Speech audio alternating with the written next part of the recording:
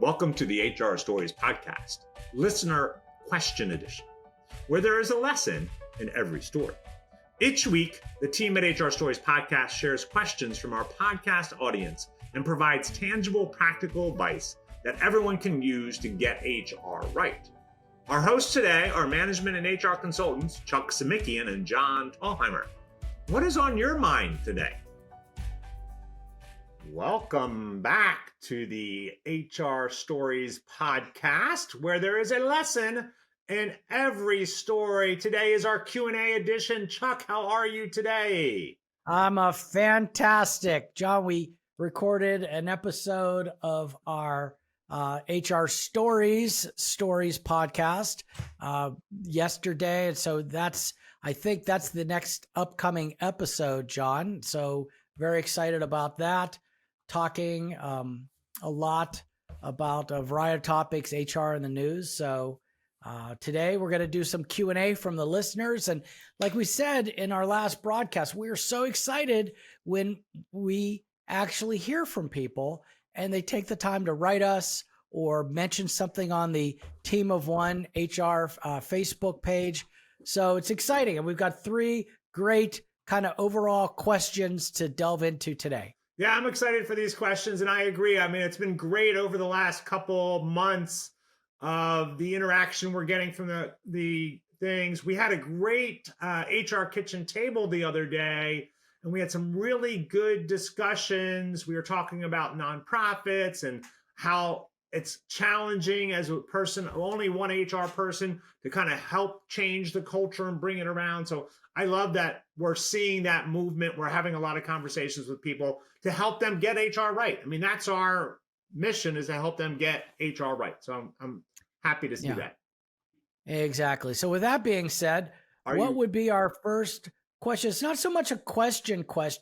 It's kind of like a, hey, how do you handle something question, right? I think this question is a really important question, because I think, especially as those individuals that are a department of one, I'll ask the question, then I'll let you answer it. But I think it's a really important question, because a lot of times we just don't know what other people are doing, what the expectations are, right? And I think that's what this is too. All right, so let me read the question to you, Chuck, and I want to hear your opinion. As as a department of one, so only one HR representative, how often do you take PTO throughout the year? Quarterly, monthly? Do you typically use all your PTO, or do you lose and roll over it? And do you find that you still work a lot while on PTO? So really two questions. How much PTO, personal time off, do you take? And are you still working when you do PTO? Yeah. Well, having been in leadership and management, HR wise for a number of years, there are so many times where I'm on a vacation, unless I'm out of the country. And even then, when I'm out of the country, I've got the telephono, right? Oh, look, there's little Bailey, for those of you that are watching this on YouTube. But I work all the time. And I know it's probably not the right answer for people, but I would have to say I work less when I'm on vacation. But the only reason I do is because I know if I, as the HR person, let things go, and many times you're the only HR person, you're the HR director. And if you let things go, it's kind of like double and triple the pain, shall we say, when you come back. So it's better to kind of deal with situations as they come up rather than wait. But I'm talking about, I'm not talking about actually working and I'm talking checking emails and either putting things off or dealing with them. And maybe an hour or 2 hours a day. So yeah, I mean, I take PTO, but I'm still working sometimes. Yeah, that's interesting. I'm having a little bit of flashbacks to my corporate life. And I remember, so we used to go to Maine every year, and we would go up. And I remember even when smartphones were a thing, I remember like going up and like having people contact me about things and like making changes and stressing me out and doing all these things. So I do think it's also a part of that mental thing, to be able to go, you know what, I'm not dealing with anything, or I'm putting this stuff aside. And then maybe if little things come up, keeping up abreasted and that kind of stuff. So, but when we were in Maine, this back in the day, we didn't have access to smartphones. Yeah. The phones didn't have no connectivity. So I would be like, I'm gone. I'm going to be gone. Right. Beautiful. Yeah. And it was great. But then I'd be like, well, when I'm ever in town, I'll check my messages and I'll do that. And so we went into town every couple of days, and I would spend maybe an hour, 2 hours at the library and just checking everything. And if there was a big thing to do, I'm going to recommend highly for all those people that are thinking, well, do I hold off on my PTO? No, you need to take the time off. You need to make sure that you're balancing it. And I think one of the things Chuck does is a great example is, even though he may work during his vacation, when he's at work, he also knows that if something comes up that he has to do with his family or something that outside of his normal work, he's going to take care of that as well, right? And so I think, to me, this is that work-life balance or work-life integration, I think, really more importantly. And so I think it's important for all of us to be able to integrate our work into our life and really set life as our priority, our family, our friends, and all that kind of stuff. And then when things come up and when we're on vacation, then it feels a lot easier knowing that, look, when I'm back and I need to do something with my kids, I can do that, right? And so balancing it, I think, comes out really important. So good answer, Chuck. There you go. Yeah. Yeah. And unfortunately, small HR department of one, HR leadership, it comes with the territory. However, if that's an issue, then I would do what John said and tell your folks you are going somewhere so far off the grid that they're going to have to figure it out. Yeah, and the other thing that I would say is setting boundaries, right? And so, I like that. Yes, you need to set the boundaries, and you need to be very specific, and you need to do it from day one. So you need to be like, all right, when I come in, I'm only working till 5:00, and then from 5:00 till 9:00, I'm not going to be available. And then I'll check my emails before I go to bed, right? And I had an executive vice president that I worked for. And he would leave every day at 5:30 to go home, what he called tubby time with his kids. He wanted to be there to put his kids to sleep. They were, I think they were probably 5 and 7 when I knew him. And he would do it every day. He would leave, and people would get upset and annoyed and like, why, who does he think he is? He can leave, blah, blah, blah. But he was setting the boundaries. Yes. Now, we also all knew, if we knew him, that he would be on probably around 8:30 and then work for another hour or two, right? And so setting those boundaries, I think, is important for everyone. So, okay. All right, beautiful. Are you ready for question number 2, Mr. Simikian? All right, so this is from my home state of Tennessee. This is from Lori, and she's wondering how you would handle this. We are remote first and have employees between 4 states in the South. So they're remote first, right? And so there is never a plan to go back to the office. It doesn't make sense for what they do.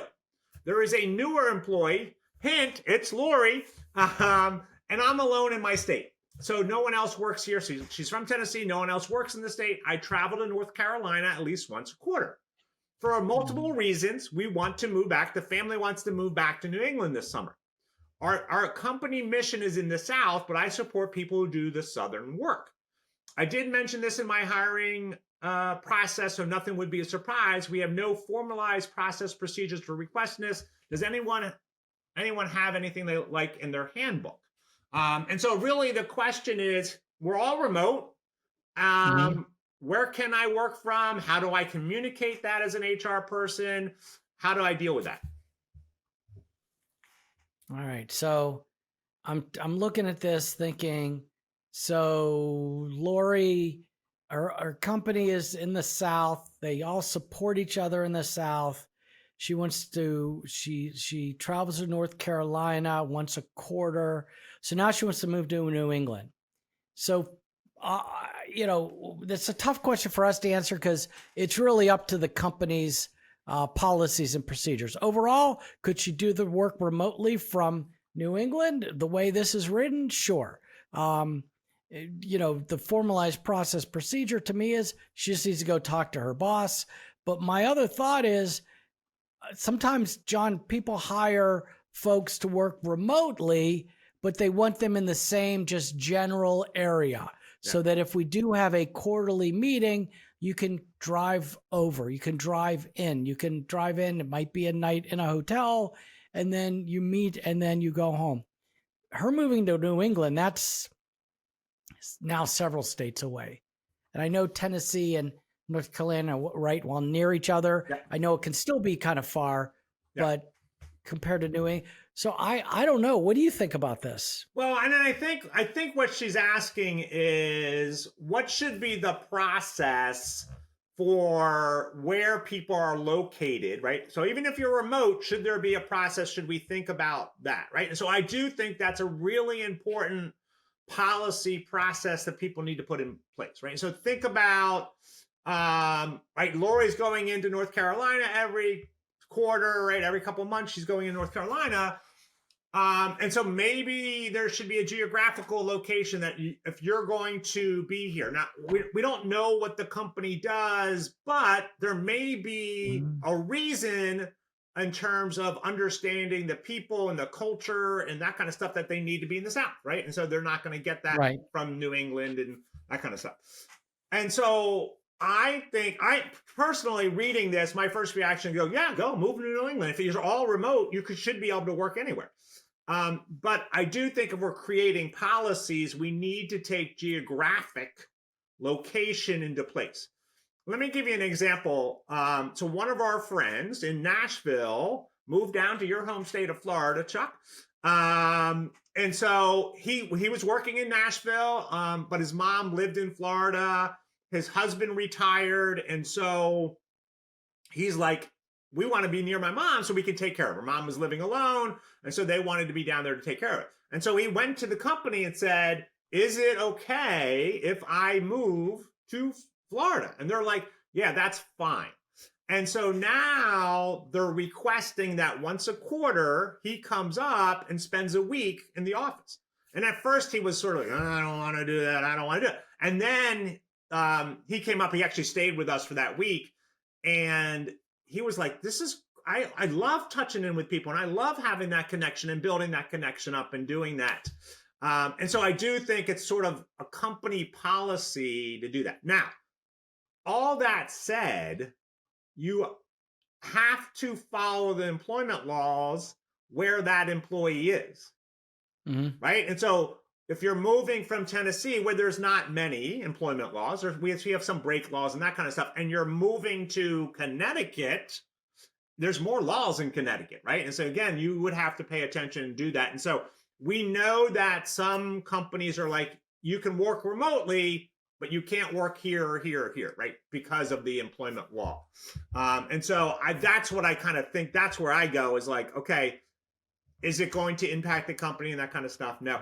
I do think one of the policy things that I would put in for everybody, if you have remote workers, whether they're hybrid or not, and they're going to be moving from your jurisdiction, so from your state, from your wherever, you want to make sure that they let you know so you can properly do taxes and payroll taxes and all that stuff. So, yeah. So, any other thoughts on that one? No, not really. She just wanted to know, does anyone have a policy? So it is good to have that policy.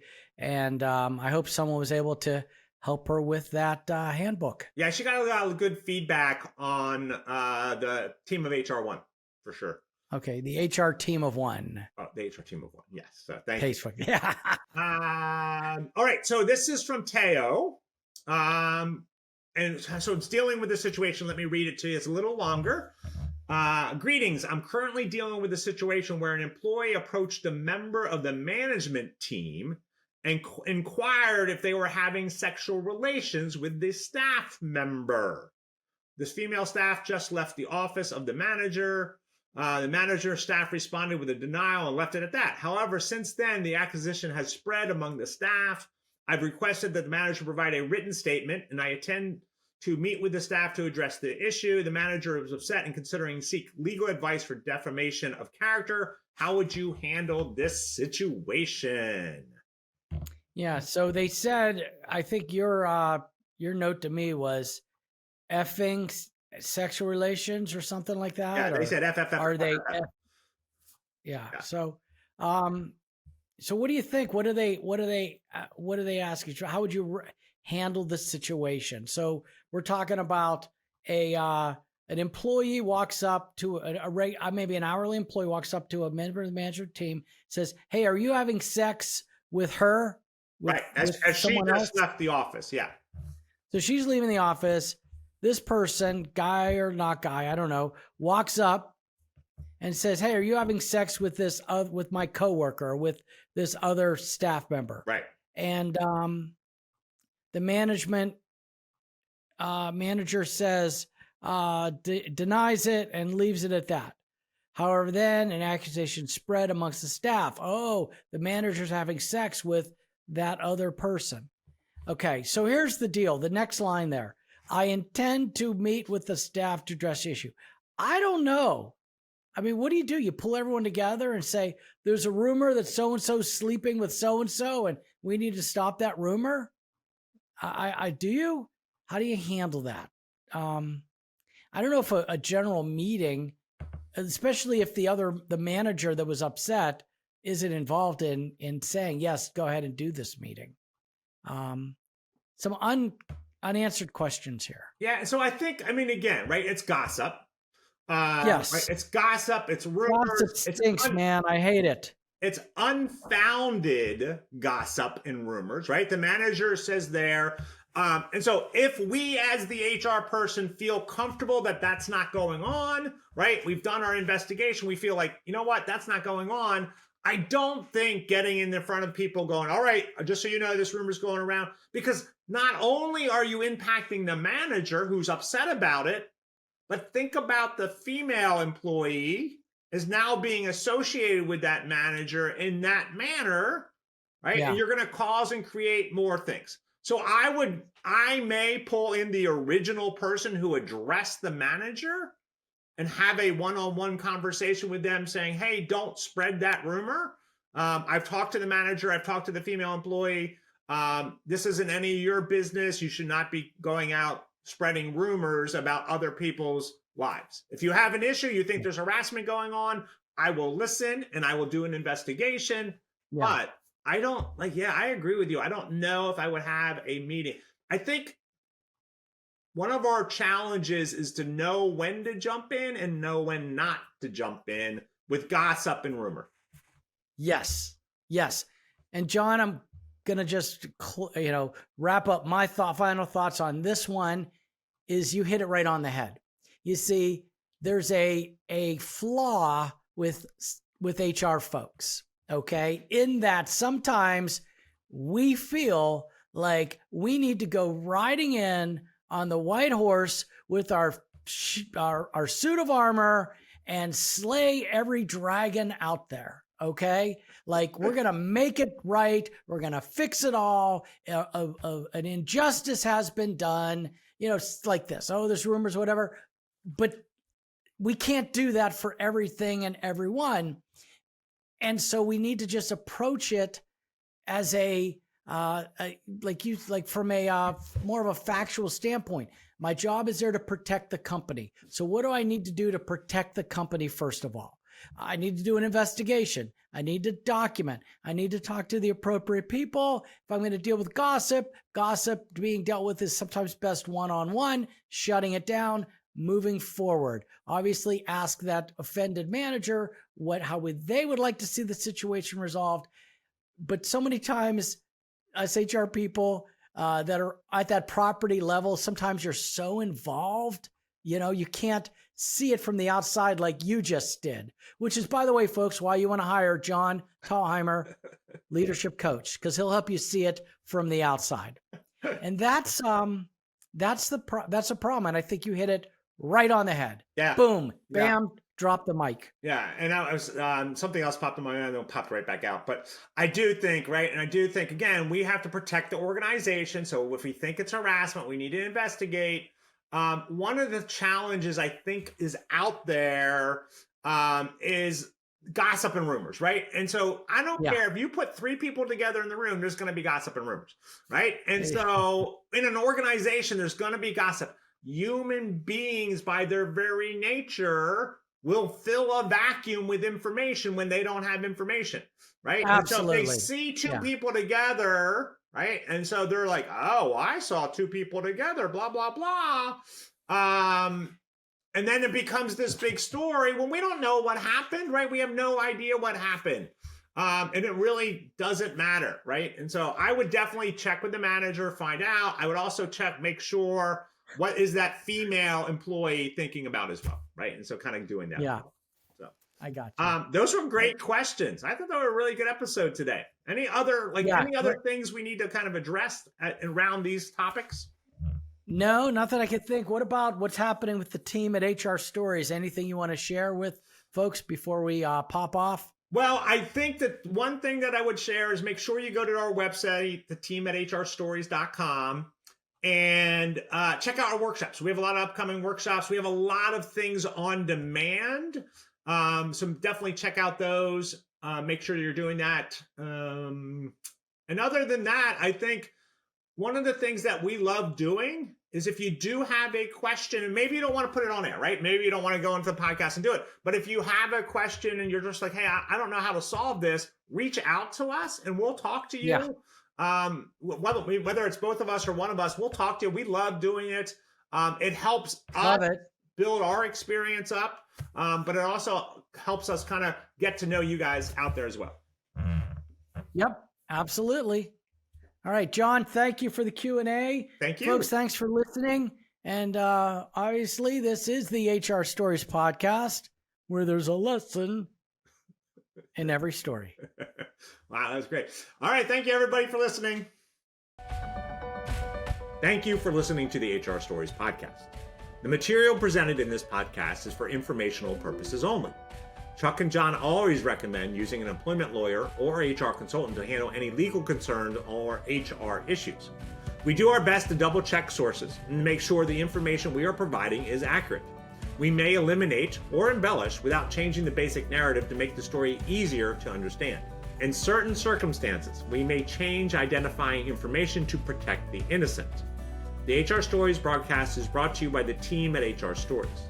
The team at HR Stories is designed to help anyone with HR responsibilities be better at managing the employee experience. To engage with us, go to the hrstoriesteam.com and learn more about how the team at HR Stories can support your business or nonprofit. Thank you for listening to the HR Stories podcast, where there is a lesson in every story.